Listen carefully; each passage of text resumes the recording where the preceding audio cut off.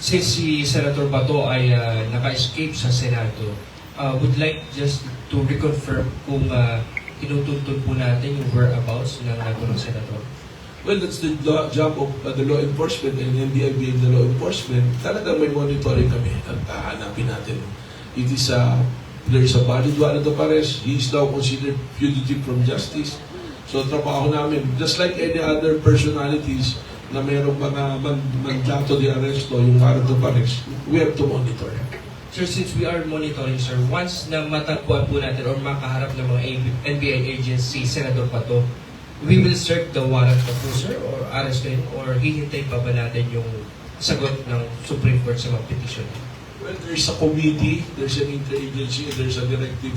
That question, I don't have to answer. I cannot answer, I'm sorry, because that's part of our internal procedure right now.